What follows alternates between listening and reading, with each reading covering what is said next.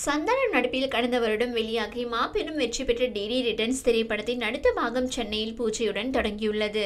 இப்படத்தை Niharika entertainment, the show people மற்றும் handmade films நிறுவனங்கள் பிரம்மாண்ட பட்ஜெட்டில் இணைந்து தயாரிக்கும் இப்படத்தை நடிகர் ஆர்யா வழங்க சந்தானம் நாயகனாக நடிக்கிறார். டிடி ரிட்டர்ன்ஸ் திரைப்படத்தை இயக்கிய எஸ். ஃப்ரீமானன் இன்னும் பெயரிடப்படாத இந்த புதிய படத்தையும் இயக்குகிறார். முக்கிய வேடங்களில் முன்னணி நட்சத்திரங்கள் நடிக்க உள்ளனர். படத்தின் தலைப்பு மற்றும் நடிகர் நடிகையர் குறித்த அறிவிப்பு விரைவில் வெளியாகும் என தெரிவிக்கப்பட்டுள்ளது. திரைப்படம் குறித்து பேசிய இயக்குனர் பிரேமானந்த், கடந்த வருடம் ஜூலை மாதம் வெளியான டிடி ரிட்டர்ன்ஸ் திரைப்படம் அனைத்து தரப்பு ரசிகர்களின் யோகபித்த வரவேற்போடு பெரும் வெற்றி பெற்றது. அதன் அடுத்த பாகத்திற்கான ஸ்கிரிப்ட் வேலைகளை கடந்த ஒரு வருடமாக தொடர்ந்து செய்து சமீபத்தில் முடித்துள்ளோம். சிறுவர்கள் முதல் பெரியவர்கள் வரை அனைவரும் சிரித்து ரசித்து மகிழும் திரைப்படமாக இதுவும் இருக்கும் என்றார். தொடர்ந்து பேசிய அவர், மிக அதிக பொருள் செலவில் உருவாக்கவுள்ள இத்திரைப்படத்தின் கதை ஒரு சொகுசு கப்பலில் தொடங்கி தீவு ஒன்றில் நடைபெறும் வகையில் அமைந்துள்ளது. இதற்காக பிரம்மாண்ட பட்ஜெட்டில் அரங்கங்களை அமைக்க உள்ளோம். இப்படத்தை தயாரிப்பதற்காக நிஹாரிகா என்டர்டெயின்மெண்ட், நடிகர் ஆர்யா மற்றும் சந்தானம் இணைந்திருப்பது மிக்க மகிழ்ச்சி.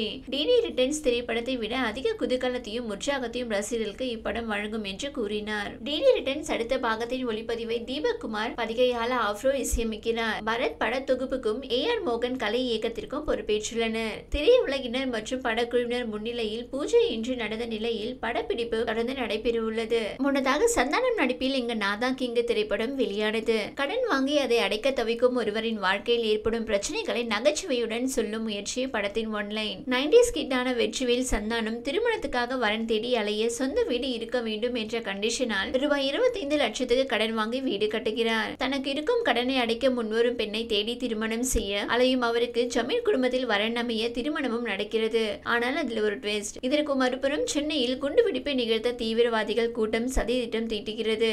அந்த கூட்டத்தை சேர்ந்த ஒருவர் வெற்றிவேல் குடும்பத்தில் சிக்கிக்கொள்ள திருப்பங்கள் நிகழ்கின்றன. இறுதியில் வெற்றிவேல் தன்னுடைய கடனை அடைத்தாரா, சென்னையில் குண்டு வெடித்ததா, இப்படி இருவேறு கதைகளை முடிச்சு போட்டு சொல்லியிருக்கும் படம் தான் இங்க நாதா கிங்.